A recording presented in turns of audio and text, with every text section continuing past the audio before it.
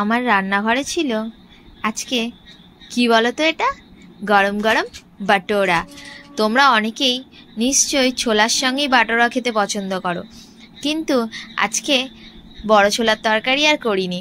আজকে একটা নতুন রেসিপি করেছি, যেটা হচ্ছে আলু সেদ্ধ দিয়ে তরকারি। আলুর চচ্চড়িও বলা যেতে পারে। আলুর চচ্চড়ি তো অনেকে ডুমো ডুমো করে কাটো, কিন্তু আজকে এরকম একটা মাখা মাখা আলুর তরকারি করেছি, আর তার সাথে বাটোরা। কোনোদিন তোমরা বাড়িতে কিন্তু এইভাবে বানিয়ে ট্রাই করতেই পারো, খুব সুন্দর খেতে হয়। চলো রেসিপিটা তাহলে তাড়াতাড়ি তোমাদের সাথে আজকে শেয়ার করে নিই। ফার্স্টে আমি 5টার মতো আলু সেদ্ধ করে রেখেছিলাম, একটু মাঝারি সাইজেরই আলু নিয়েছিলাম। এবার সেই আলুগুলোকে একটু সেদ্ধ করে আলাদা করে রেখেছিলাম।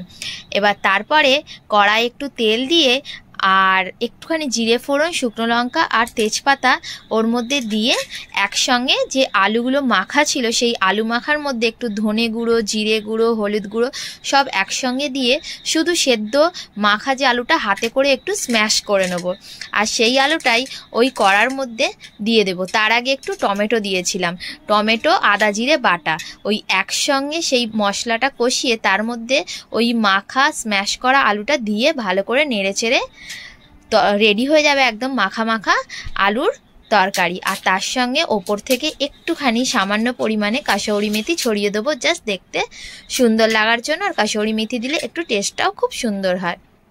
এরকম টাইপের একটু আলু চচ্চড়ি বা আলু মাখা মাখা তরকারি খেতে কিন্তু যে কোনো লুচি পরোটা সবার সঙ্গেই কিন্তু খুব ভালো লাগবে।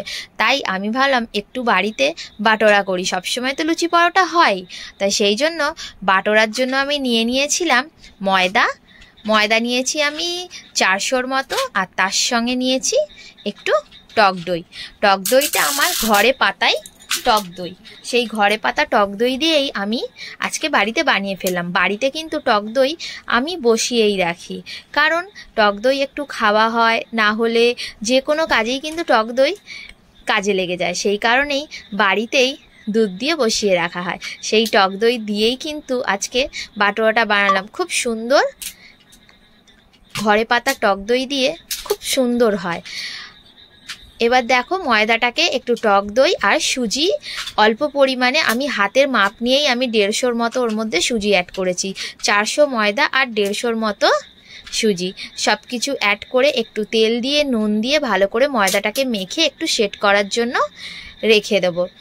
প্রায় 25 থেকে 30 মিনিট সেট করার জন্য, একটু যাতে ময়দা থেকে জল না বেরোয়, পারলে পাতলা একটু কাপড় দিয়ে ময়দাটাকে মাখাটাকে ভালো করে একটু আলাদা রেখে দিতে পারো।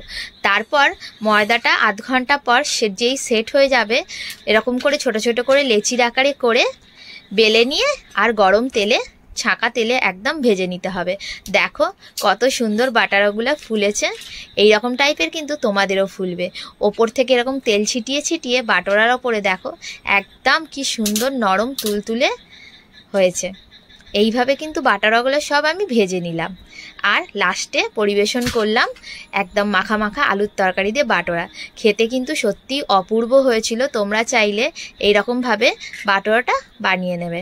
আজকের রেসিপিটা কেমন লাগলো অবশ্যই সবাই কমেন্ট করতে ভুলো না। আমার পরিবারের তো সবাই খেয়ে নিল। তোমাদের পরিবারে আজকে কি রান্না হয়েছে অবশ্যই জানিও।